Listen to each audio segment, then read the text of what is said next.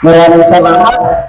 Nandito na naman ako sa chapter ninyo upang magbigay ng kunting input sa ating Panginoon. At palagi akong natutuwa kasi ang palaging naibibigay sa akin na to ay kung sino ang ating Panginoong Hesus, which is siya ang pinaka-misunderstood na persona ng ating banal na Trinidad. Bakit napaka-misunderstood? Dahil napakaraming tao ang nagbibigay ng kanilang kaalaman, ang kanilang haka-haka, at marami rin nag-aaral tungkol sa Kanya. Sa makatuwid, hanggang ngayon ay siya pa rin, ay marami pa rin ang hindi nakakaunawa kung sino ang ating Panginoong Hesus. Bago ako magpatuloy, ay gusto ko lang din nandiyan ang picture ng aking pamilya. Parang picture pa namin ito noong pandemic. Parang family household ito ata. I hope hindi ito yung pinakita kong nakaraan. Siguro nakalimutan nyo na rin kung sakaling ito. Yan ang aking panganay, yung lalaki, at yung babae naman yung pangalawa. Dalawa lang sila. And I am very, very proud of my family. I am very proud of my son. Of course, my wife. No? At saka yung aking dalawang anak. Bakit? Because as a family, we are serving the Lord.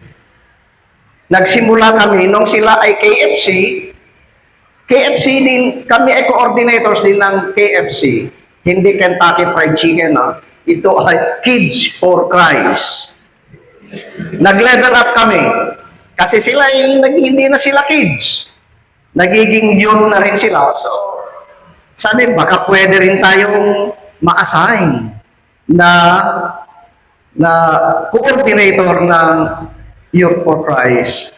And the good Lord is very nice to us. Then we are very grateful na kami ay nailagay sa YFC. Bakit?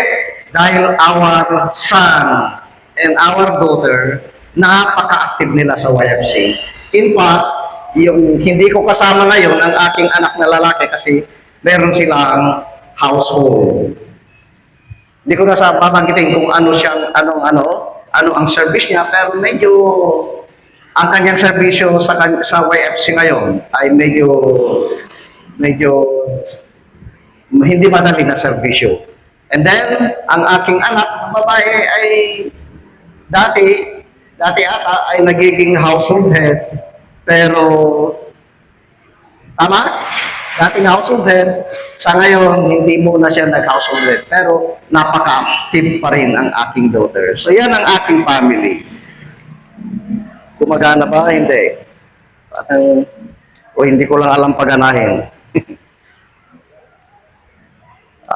Parang nakakabit ba? Ayan. Ayun. Okay na. So katulad ng sinabi ko kanina, ang ating topic ay sino ba si Jesus? At ang alam na lang ko ay ang topic ninyong nakaraan, sabi ni Brad Tony, ay God's love. Ang pagmamahal ng Diyos. At ang pinakamalaking expression ng pagmamahal ng ating Panginoon, ang ating Diyos Ama ay ang pagbibigay niya ang kanyang anak na si Jesus. Naniniwala ba kayo na siya ang patunay kung gaano tayo kamahal ng ating Amang Diyos o ang ating Diyos Ama? Naniniwala kayo? Kung di kayo naniniwala, uwi na tayo lahat. Okay. Napakarami ang nagsasabi na sila ay mga tagasunod ni Kristo. Millions, hindi lang thousands. Milyon-milyon ang tagasunod nagsasabi na sila ay tagasunod ni Kristo. Ayon sa ating statistic, 2.5 billion Christians out of 7.8 billion na populasyon ng buong mundo. So just imagine kung gaano karami ang mga Kristiyano. And more than 45,000 ang mga Christian denominations. Kapag sinasabi natin, Christian denominations, hindi lang Katoliko nga yan. Mga born again, mga Aglipayans, mga nagsasabi na sila ay mga tagasunod ni Kristo. And ito ulit, 17.7 of the world's population ay mga Katoliko. Napakala, 17.7% of the world populations are Catholics. Ganong karami ng mga Katoliko. Meaning, na ang pinakamaraming sa atin, pinakamarami sa mga Kristiyano ay mga Katoliko. At hindi na natin sasabihin, sa mga Katoliko ay may mga iba't ibang mga rights pa yan. Tayo, alam nyo kung kanino tayo napapabilang ng right? We belong to the Roman rights. That is why we are called Roman Catholics. Di ba? Mayroong Eastern rights, iba't ibang mga rights, may mga Melkites, so iba't ibang mga rights. Pero we belong to the Roman rights. Ibig sabihin, ang ating pinuno ay nasa Roma. So, sa Pilipinas, there are 92.5% Filipinos who are Christians. And out of this 92.5, ang mga Katoliko ay 80% ng 92.5. So, imagine, napakaraming mga Katoliko. Di ba? Pero, lahat ba tayo, kasama ako, Katoliko sa Pilipinas, are we really living our religion as Catholics? Nakakalungkot. Only two weeks ago ata, nung napabalita, na naaprubahan na sa Kamara ang divorce. So, really? This is a question para sa atin. Are we really that kind of Catholics? Anong klase tayo Catholics? Ang question natin ngayon ay, sino nga ba si Jesus?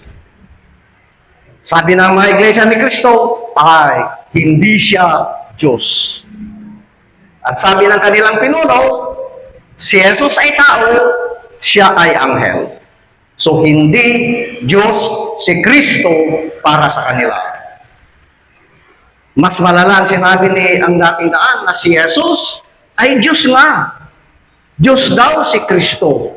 Pero ang pagkakaiba nito ay sa ating Diyos na Kristo ay yung Jesus na ipinagbuntis ni Mama Mary ay iba doon sa Diyos na doon sa Diyos na sinukuban ng Espiritu Santo. Parang mayroong dalawang klaseng Kristo ang kanyang pagpapaliwanag. Parang iba yung ipinagbuntis, iba yung itinalaga ng ating Ama. Pero ang pagkakaiba niya ay si Kristo daw ay Diyos. At siyempre alam na alam natin na ang lahat ng mga ito ay taliwas doon sa turo ng ating simbahan. Alam na alam natin na si Jesus ay tunay na Diyos, si Jesus ay tunay na tao. Kung sino yung ipinako sa cross, siya ay totoong tao at siya ay totoong Diyos. Sa matutuwid, mali yung pananampalataya ng mga Docetismo. Sabi niya, nung ipinako daw si Jesus sa cross, hindi daw yung Diyos na Kristo ang ipinako sa cross. So katulad din sa sinabi ni Eli Soriano, noong ipinagbuntis, nung nagkatawang tao, hindi yan ang Diyos, tao lang yon. Yan ang sinabi. Mormons, iba rin ang sabi nila. Tinatanggap din nila na si Kristo ay, yan, Jesus as the brother of Lucifer.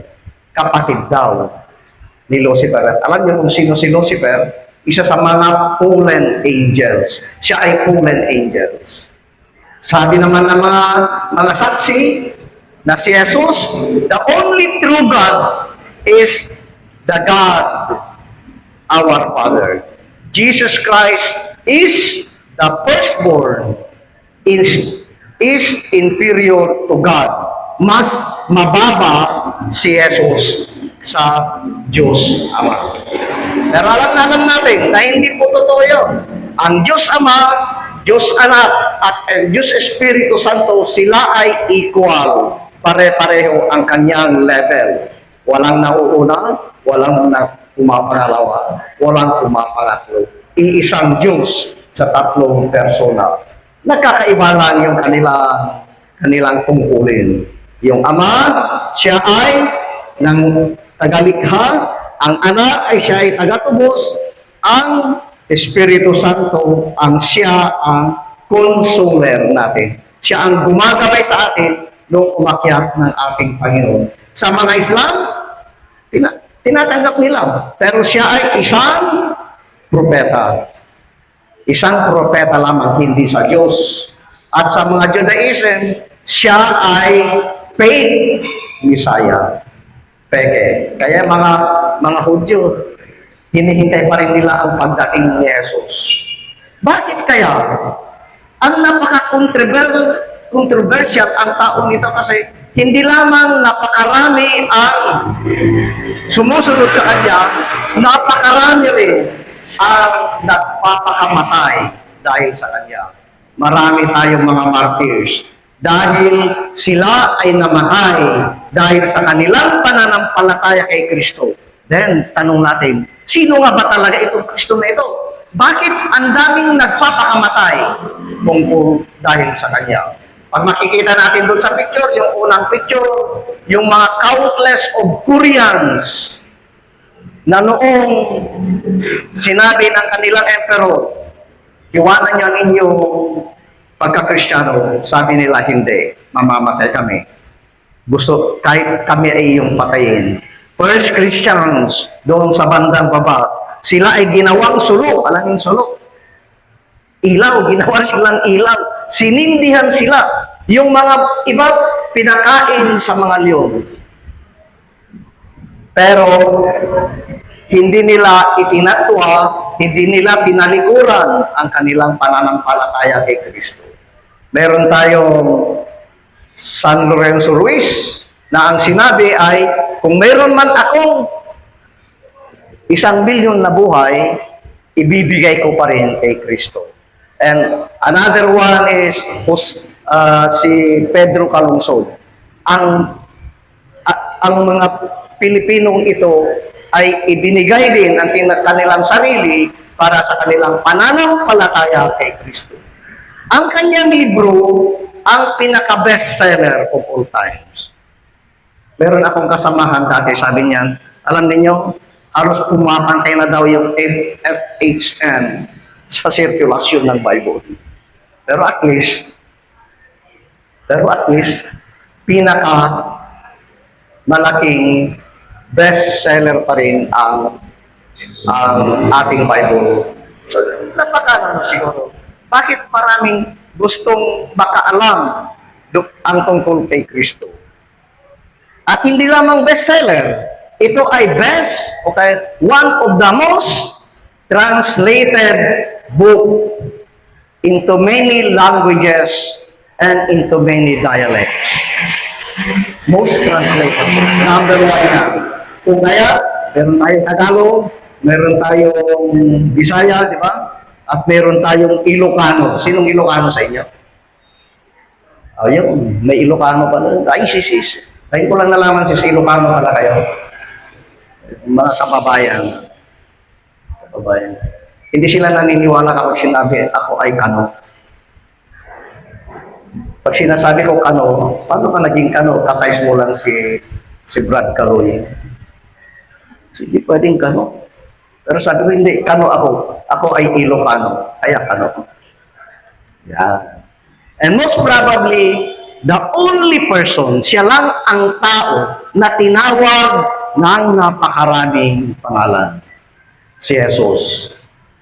Most probably, the only person called by so many names. And kung kaya tayo ay, we are confronted with the question, who do people say that I am? Ano ang sinasabi ng mga tao tungkol sa akin? At ito ay katanungan na ibinato kay Pedro. Katanungan na ibinato kay Pedro. Dahil sa mga ito, sa mga katanungan na ito, sa mga nangyari noon pa, na-translate ng napakaraming lengguwahe ang Bible, sino kaya si Jesus? Probably, Jesus Christ must be a very important person. Napaka-importante. Or, katulad ng introduction ko kanina, siguro ang taong ito, ang Diyos na ito ay napaka-controversial. Diba? Parang artista. Parang artista. Bakit napaka-controversial? Bakit naiiba? Kasi pati yung pagdating niya ay it was pre-announced. Ipinahayag ng mga propeta. May mga propesiyas na nagsasabi ng kanyang kapanganakan.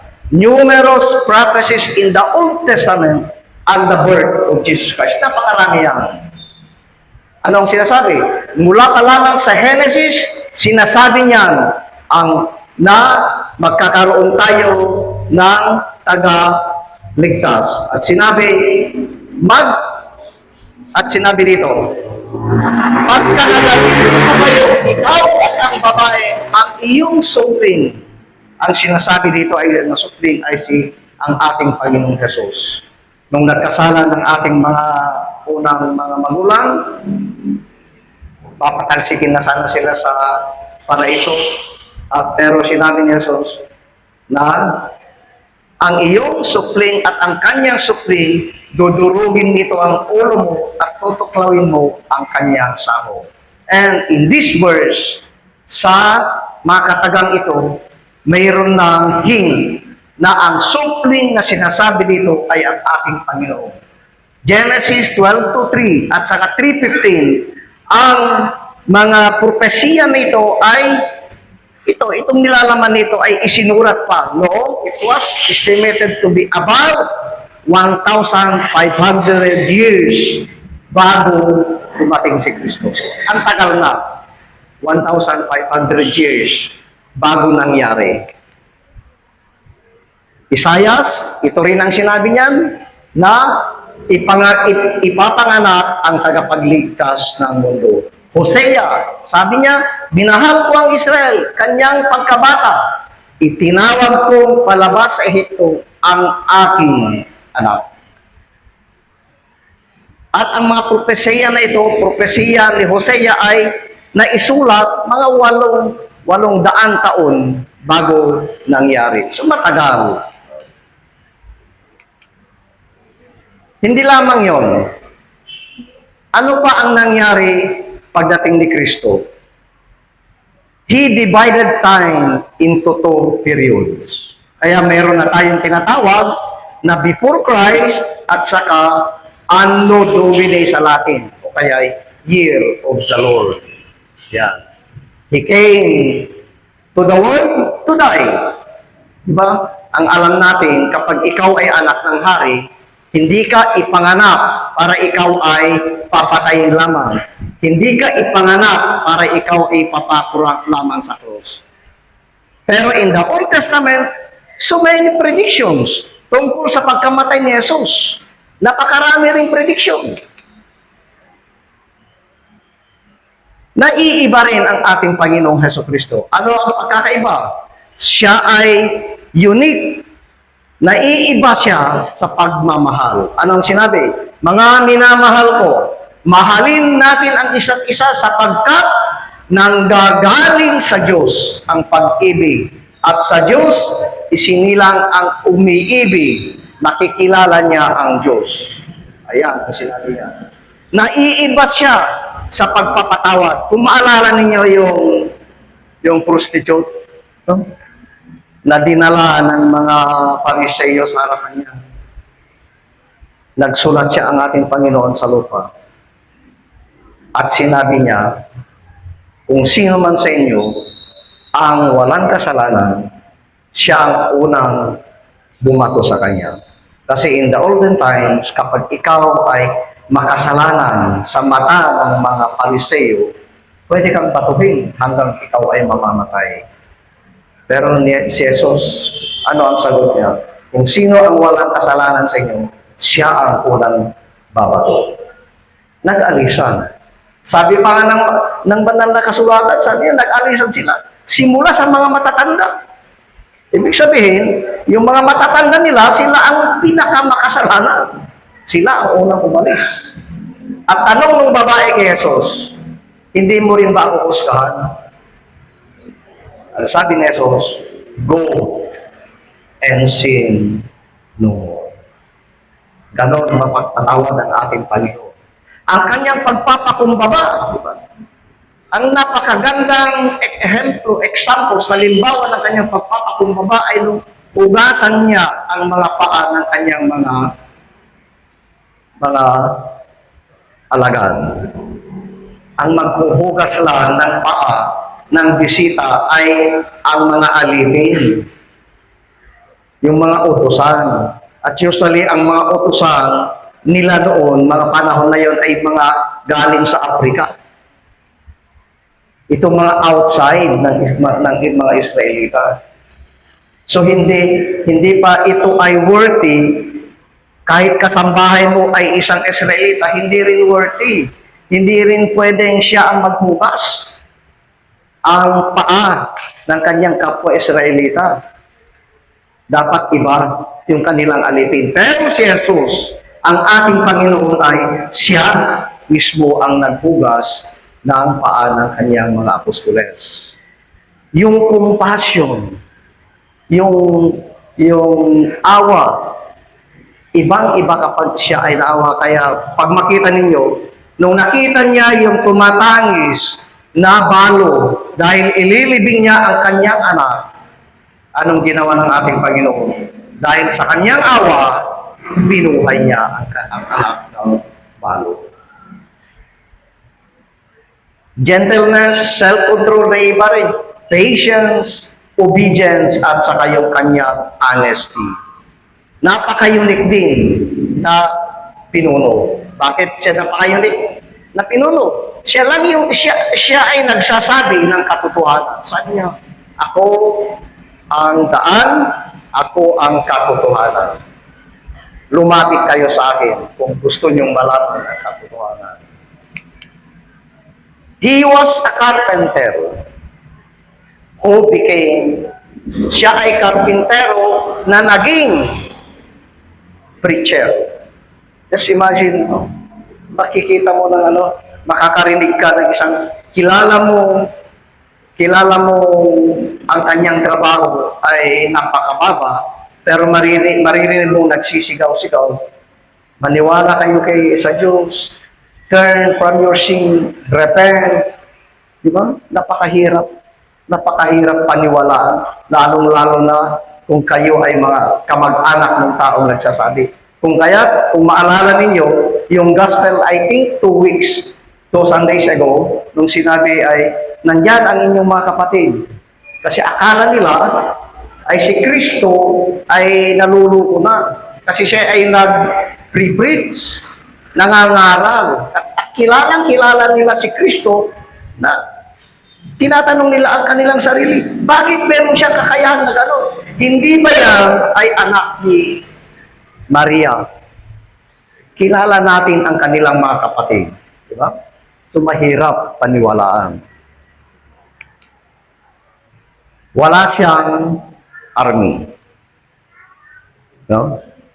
Marami siyang alagad, pero wala siyang mga sundalo.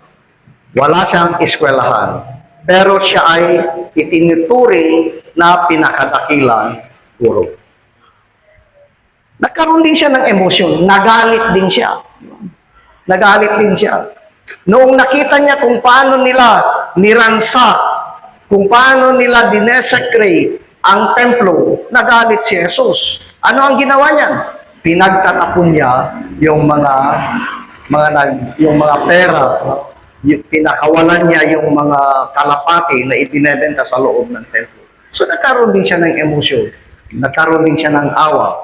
He was a magnetic leader. Magnetic. Na kapag nagsalita lamang siya, siya na ay sinusundan. Pero, siya rin ay ipinako sa krus. Kung siya ay dakila, kung siya ay anak ng Diyos, bakit siya ipinako sa krus? Sa pagkapako niya sa krus, di ba? Wala na. Sasabihin natin, wala na siya. Kaya maglalaho na ang kanyang mga grupo na kanyang itinayo. Pero kabaliktaran ang nangyari. Imbis na naglaho ang mga sumunod sa kanya, mas dumami pa. Noong pinapatay ang mga sumusunod sa kanya, mas lalo na nagmultiply ang kanyang mga alagad. He performed many miracles. Anong mga miracles dito? Yung pagpaparami ng tinapay. Binigyan niya muli ng he gave sight to the blind. Ibinalik ang boses ng mga hindi nakakapagsalita. And most of all, he forgave sins. At ito, ang pagpapatawad, kapag ikaw ay magpatawad ng kasalanan, ito ay blasphemy sa mga Israelita, sa mga pinunong pari.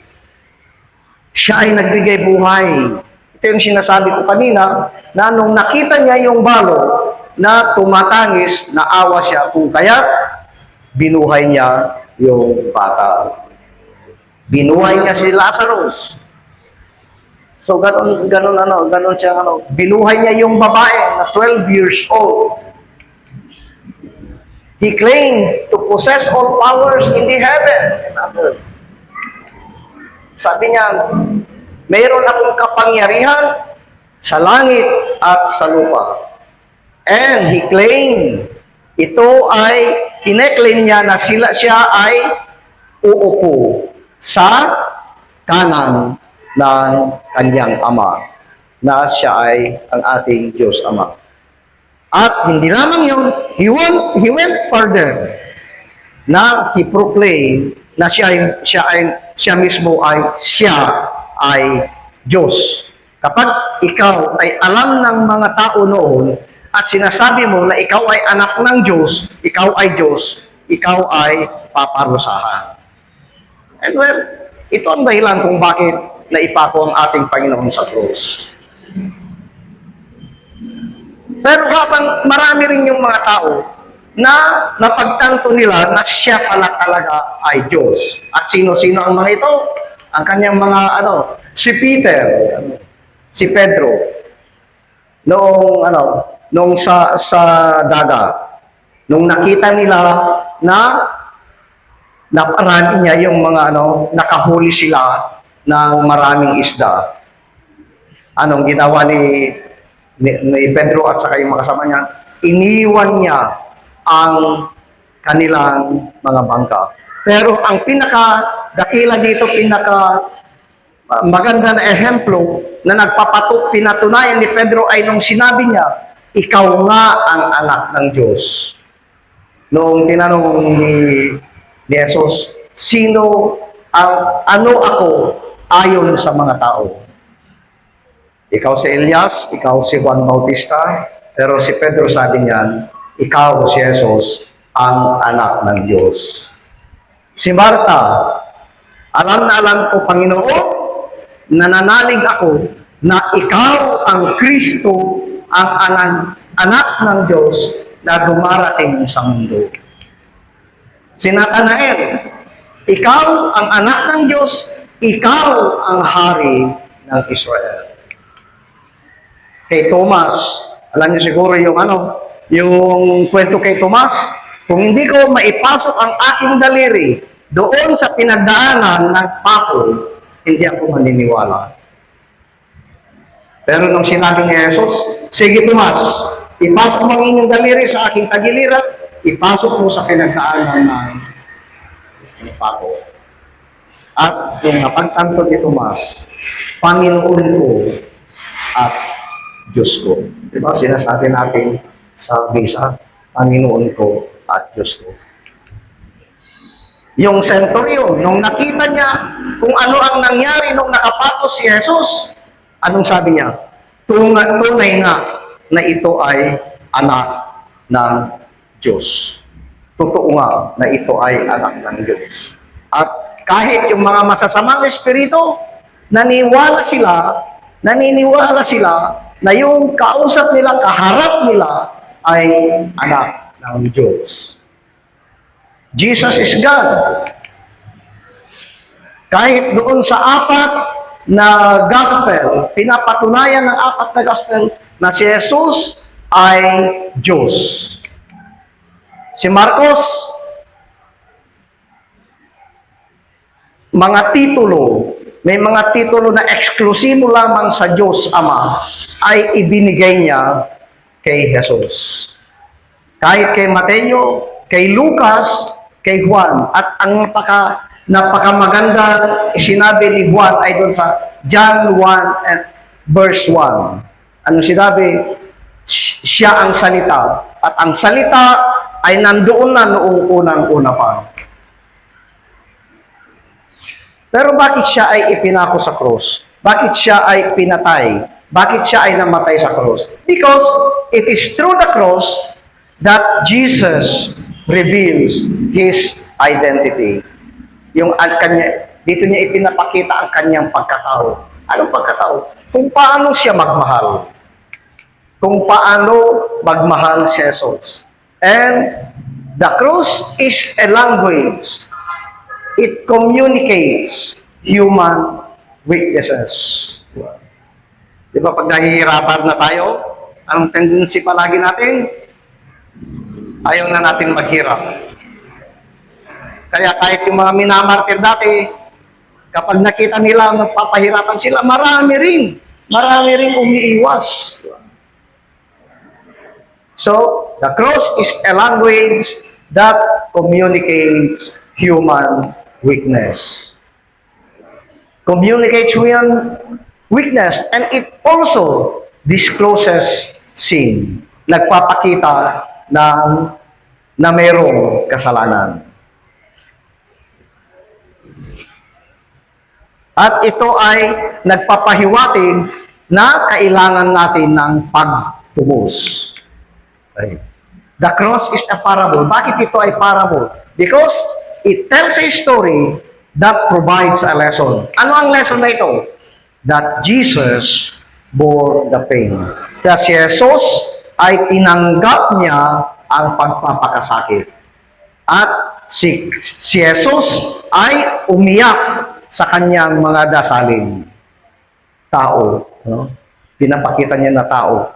Umiyak siya nung siya ay nagdarasal.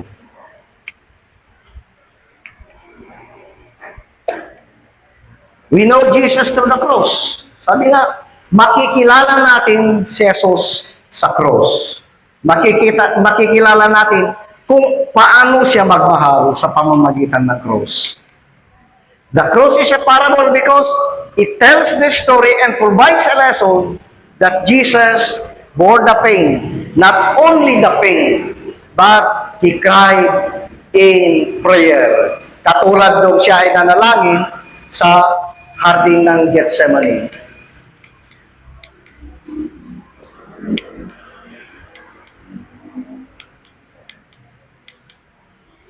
And it is through the cross that Jesus reveals His identity. Ano? Bumabalik ata yung aking ano.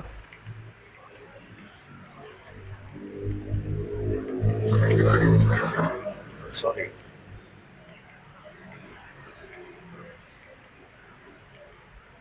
Okay.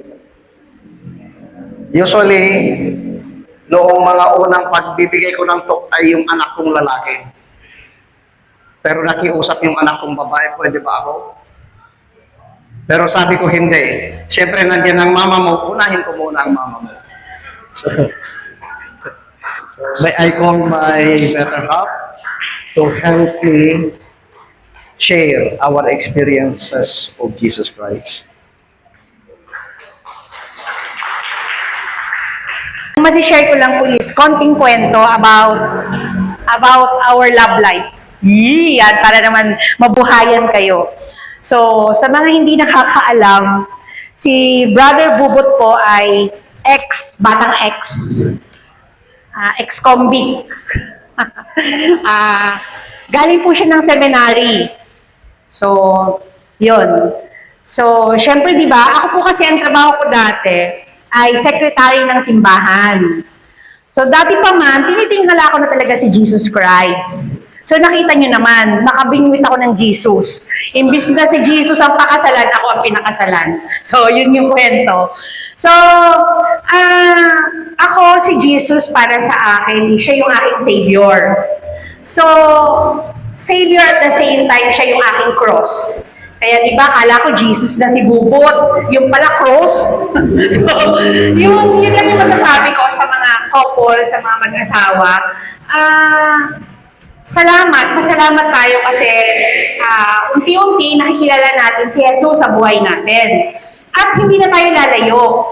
Pwedeng ang Jesus natin ng ating asawa, kaya nga di ba, pwedeng buhatin, pwedeng mo ilagapak. Madalas ako ang nilalagapak eh. So parang ganon. Pwedeng mga anak, o kaya pwedeng mga kasama sa simbahan, mga kaibigan, mga katrabaho at lahat. So kung saan natin pwedeng makita si Jesus. So sana lang, si Jesus talaga yung nakikita natin. Kasi parang everyday ako ang pinagdarasal ko, sana makita ko si Jesus sa lahat ng taong masasalubong ko. Kasi kung si Jesus talaga yung lagi mo nakikita sa bawat tao na nakikita mo, halimbawa, pagising mo sa umaga, nakita mo yung asawa mo, papatimplan ng kape, ganito, si Jesus yan, si Jesus yan. So, syempre, di ba maganda yung takbo ng umaga ninyo.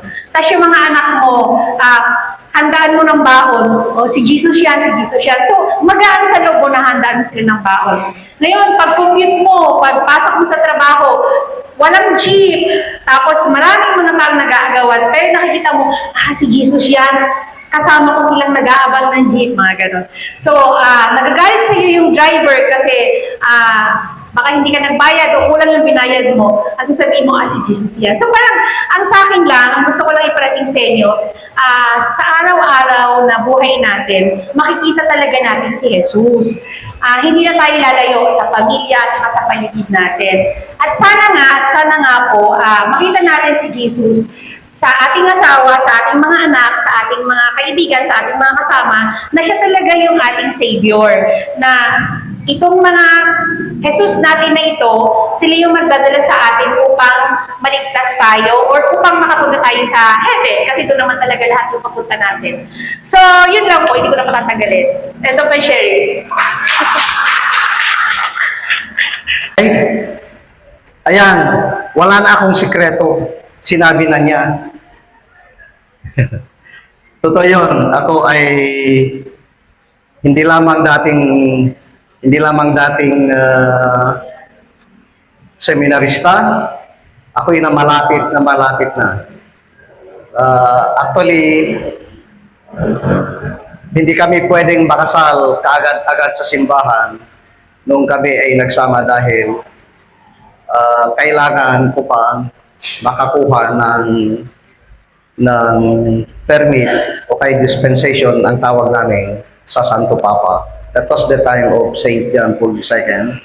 And God really is very great and He's very good kasi after less than 3 years, dumating yung dispensation.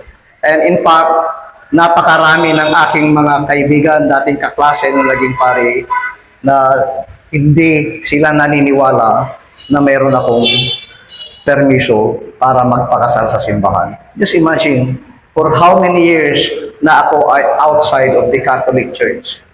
Well, hindi ko na-elaborate kung bakit nagkakaroon. Yan kami. And it's true that useless lamang kapag ang mga natutunan natin kay Kristo ay hindi natin maisa sa buhay. We may know many things about Jesus Christ, pero kapag hindi natin isa buhay, balewala ang pagkakakilala natin kay Kristo. And the best na pagkakilala natin kay Kristo, kung ang kanyang ginagawa natin. Tayo, mga asawa, bilang asawa, mayroon tayong cross. Si Jesus, ang kanyang cross ay kahoy. At tayo, ang ating cross, maaring ang ating mga asawa, maaring ang ating mga anak. Pero let us always remember na ang cross, ito rin ang magdadala sa ating sa resurrection, sanctification. Tayo ay magiging banal dahil sa cross. Pagpupursigin natin sa pagdadala sa ating mga cross. And I think, kahit ano ang masasabi natin tungkol kay Kristo, kahit ano ang pag-aaral natin tungkol kay Kristo, kapag hindi natin makita ang ating kapwa sa mata, sa mukha, sa pagkatao ni Kristo, baliwala lahat ang ating mga pinag-aaralan. And this is also a challenge for all of us, Couples for Christ. We are called Couples for Christ, and we share in the mission of the church, in the mission of Jesus Christ, to share the cross. And not only that, to tell the world that after the cross, mayroong resurrection. Ang hangganan ay hindi lamang cross. Si Jesus ay hindi lamang nanatili sa cross. Ibinabarin sa cross, inilibing, at siya ay nabuhay. And for that, may God be praised. Salamat sa inyong pakikinig.